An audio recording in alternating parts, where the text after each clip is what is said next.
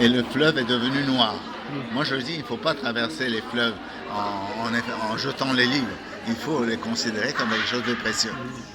Alors, je voudrais qu'on revienne sur des expressions un peu étranges, comme fils de l'homme, par exemple. On emploie cette expression, Ben Adam. Oui. Qu'est-ce que ça veut dire Rien du c'est tout. utilisé par les uns et les autres. Fils de l'homme, l'expression est surtout employée dans Ézéchiel, et elle signifie qu'il était Cohen. D'accord. Voilà. C'est pas important. C'est-à-dire, ce qui compte, ce n'est pas l'arbre généalogique, c'est ce qu'on fait de soi-même. Il y avait Dober de Mezrich, un rabbi chassidique. Il avait 5 ans et il a vu sa mère qui pleurait parce qu'il y avait un incendie de leur maison. Et alors il a dit, maman, tu pleures pas quand même pour quelques meubles? À 5 ans, c'est pas mal. Elle lui a dit, non, je pleure pas pour les meubles, je pleure pour notre arbre généalogique qui montre que nous descendons de Rashi et de Rabbi Yochanan Assandalar, un maître du Talmud. Il me dit, maman, ne pleure pas, je te ferai un autre arbre généalogique qui commencera avec moi. Et effectivement, élève du Baal Shem Tov, tous les rabbis chassidiques ont été ses élèves. D'accord. Mais Adam, comment on traduit? Est-ce qu'il faut traduire est-ce qu'Adam ça veut dire l'homme ou est-ce que c'est le nom de quelqu'un qui a été... D'une personne. C'est-à-dire, c'est la force qu'il y a dans l'être humain. C'est-à-dire, Koachma, Ma, c'est la valeur de Adam. C'est-à-dire, la puissance créatrice qu'il y a en l'être humain, c'est ça qui compte. Quand on dit, par exemple, que quand on parle de cette idée de Dieu a créé Adam à son image, masculin et féminin, comment vous comprenez ça? Oui, c'est-à-dire le verset dit, mâle et femelle, il les créa et il les a appelés Adam. Oui. Zachar unkeva bera'am, vaikra et shemam Adam. Celui qu'il appelle homme, c'est l'ensemble de l'un et de l'autre. C'est-à-dire, chacun a une partie qui lui fait défaut et que l'autre lui apporte. C'est ça Adam. Alors, chose intéressante, c'est que Hava a un nom, mais que Adam n'en a pas. Oui. Alors justement, donc Adam, oui c'est ça. Et alors, il s'appelle aussi Isha. On parle aussi de ça. Voilà.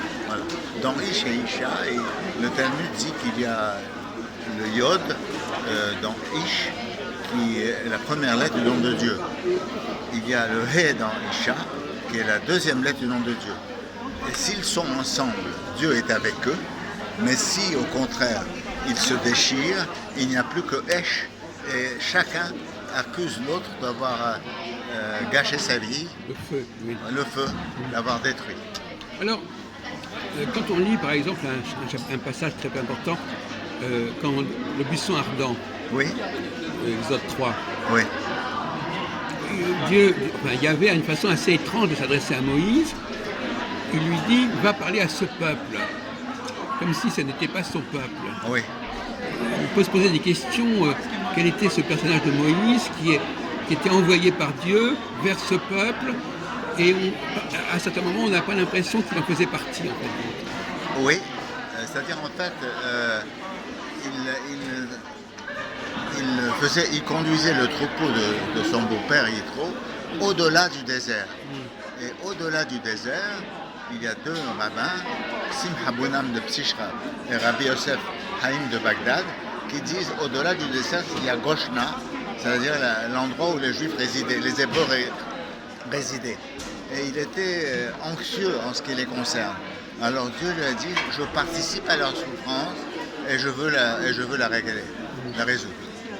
Voilà ce oui, mais alors Moïse, à certains moments on a l'impression qu'il est hébreu, à d'autres moments on a l'impression qu'il est envoyé par Dieu vers le peuple hébreu. Oui, mais lui-même, Dieu lui dit à ce moment-là, enlève ta sandale de ton pied parce que l'endroit où tu te trouves est saint.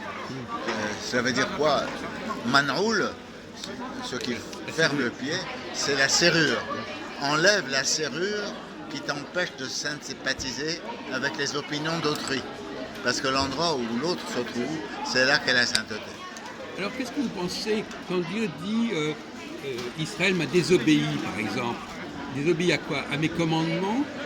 Quel est le cœur de la désobéissance? Oui, c'est le fait de déchoir et de n'avoir plus une valeur, d'être simplement un consommateur des autres, quelqu'un qui qui gâche tout, qui gâche la vie, qui gâche le monde. Mais ça veut dire aussi qu'il lui est infidèle, qu'il peut avoir d'autres dieux. En acceptant d'autres dieux. C'est pas contre Dieu. C'est-à-dire Dieu n'a pas cet amour propre. Non, mais d'autres dieux. Les autres. Oui, c'est-à-dire c'est le fait de déprécier autrui qui est cette désobéissance, qui est l'homme n'a plus de valeur. Par exemple, Freud dit que Dostoïevski avait quelque chose de sadique. Donc c'est pas bien d'avoir quelque chose de sadique. Alors, qu'est-ce que vous pensez du tétragramme? Le tétragramme, tout d'un coup, Dieu se présente en disant je suis le Dieu de Abraham, Jacob, etc. Et puis à un autre moment, je suis le Yahvé. Est-ce que ça veut dire quelque chose de précis pour vous, cette formule? Oui, c'est-à-dire il y a beaucoup de livres de Kabbale là-dessus. Oui. J'ai été, je suis et je serai. Oui. Et il y a l'idée que au-dessus l'homme, il y a deux lettres qui ne se séparent jamais. Le yod et le he. C'est Chokhma et Bina, c'est la vérité et la féminité. Et les deux autres lettres, Vav et he, l'homme doit les unifier. C'est-à-dire, il doit donner un sens au monde, à la vie. Et ça, c'est la troisième et la quatrième lettre. Mais ce n'est pas très important. Ce n'est pas dans la magie des lettres et des noms que réside la vérité. Alors, venons à un sujet en particulier, le problème du mazal. Le mazal, alors est-ce que l'astrologie est compatible avec le judaïsme ou pas?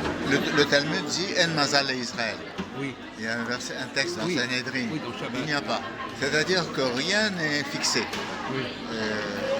Tu peux croire que les choses sont fixées, mais ce n'est pas vrai.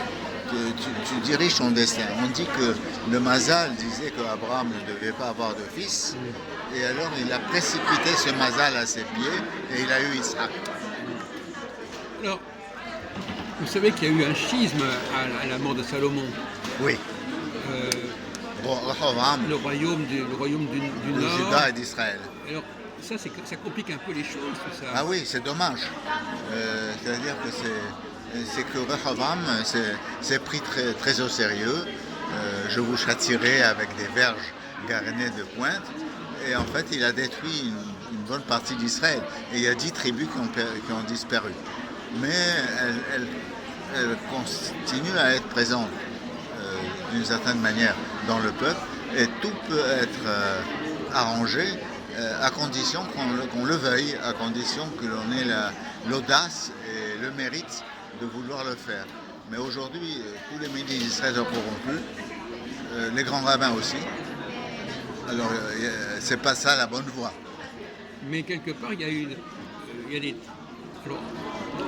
a des passages, on ne sait pas très. Parfois, les prophètes s'attaquent à Israël, parfois ils s'attaquent à Juda. Enfin, oui, c'est-à-dire que il y a une sorte de rivalité entre les deux camps. C'est-à-dire que Juda c'est David et Israël c'est Joseph. Voilà, et Joseph mène une vie. Israël, d'ailleurs.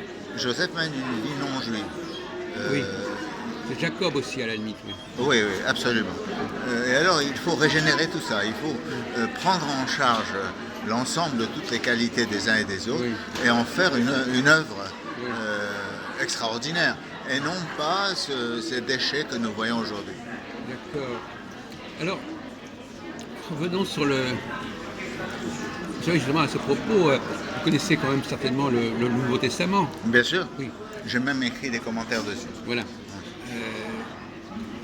Certains disent que le christianisme, c'était une volonté de rassembler les tribus perdues d'Israël. Oui.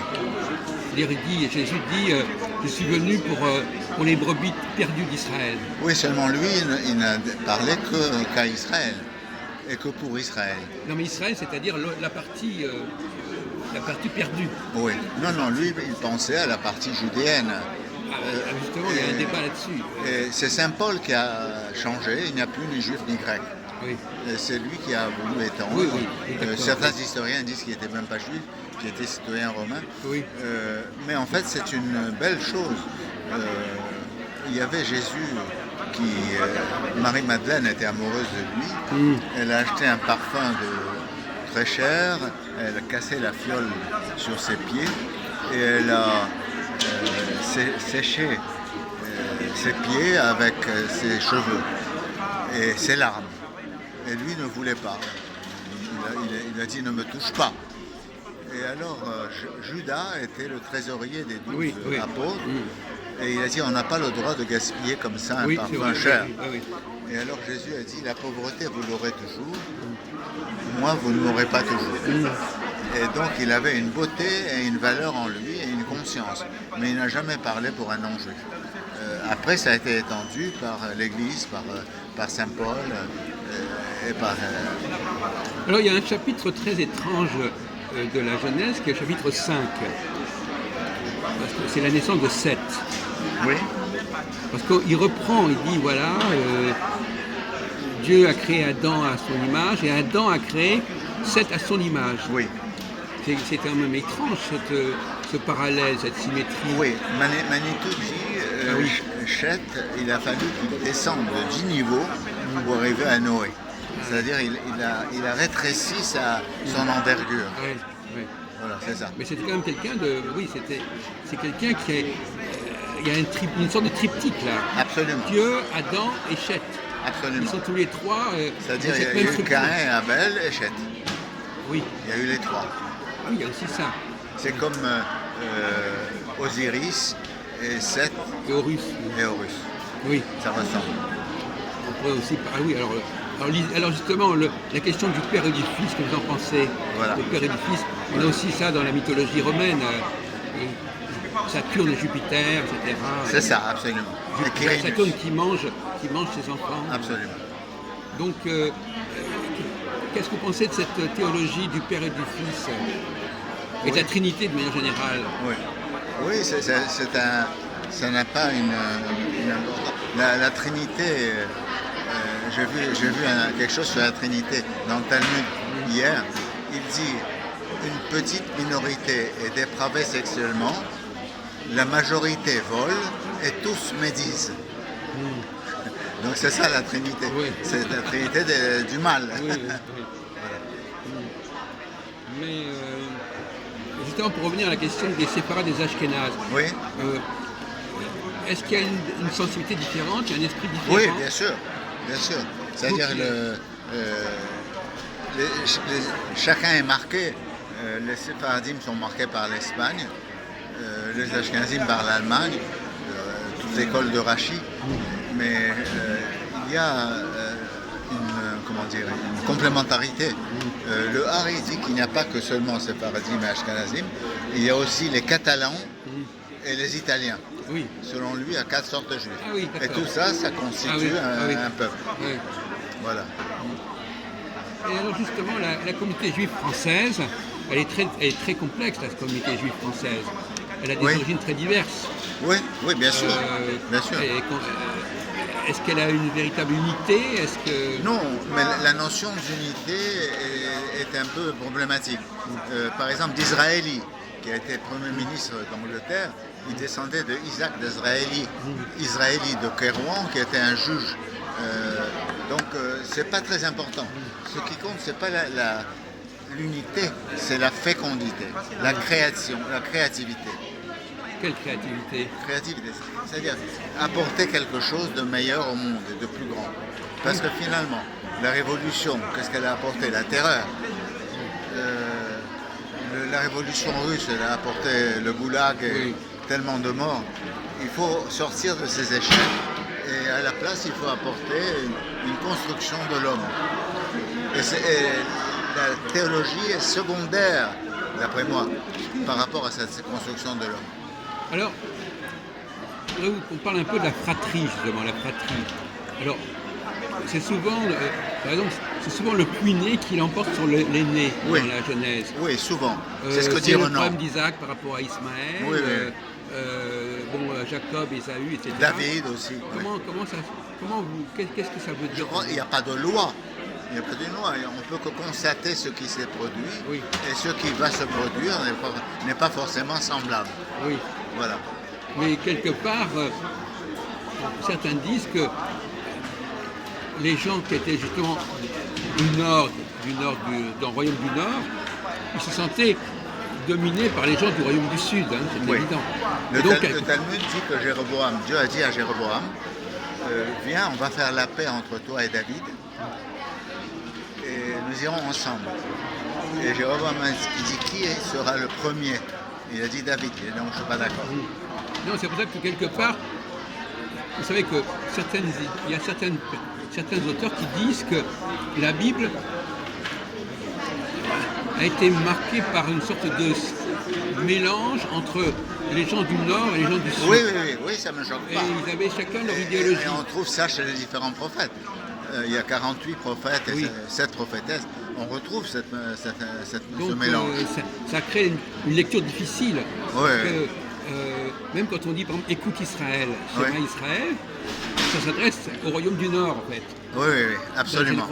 Absolument. Et c'est curieux que nous, on continue à dire cette formule-là. Absolument. Et même, à la limite, même pour les Juifs, parler d'Israël, c'est parler du royaume opposé. Oui, c'est vrai. C'est vrai, c'est juste comme analyse. Mais il y a un souci de rectitude, de justice.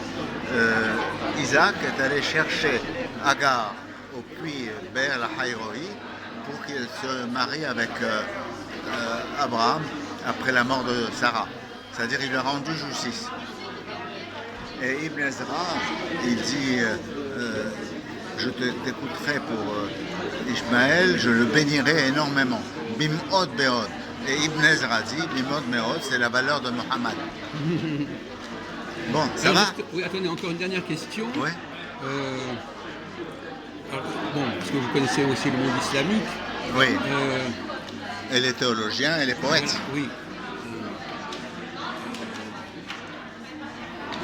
Yehuda, quelle est la signification du nom de Yehuda?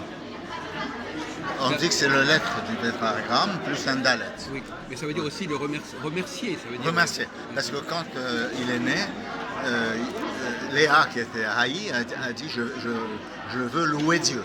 Voilà, c'est-à-dire reconnaître. C'est-à-dire louer Dieu, c'est reconnaître la valeur de la vie. Oui. Et ça, c'est quelque chose de formidable. Alors que tellement de gens râlent contre la vie.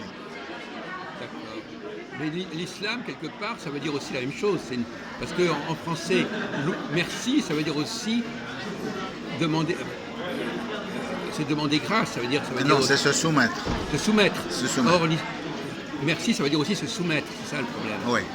Donc, moi, je trouve que se soumettre, c'est une très mauvaise chose. Ah oui. C'est-à-dire que Dieu a choisi Yaakov, dit Manitou, parce qu'il s'était fait lui-même. C'est-à-dire, il y a une puissance énorme dans la vie de chaque personne, et c'est ça qui compte. Ce n'est pas du tout tous les conditionnements qui pèsent sur elle, ni tous les règlements, ni tous les rites. C'est ce qu'il peut faire à partir de ce qu'il a reçu. Bon, merci beaucoup. De rien. De rien.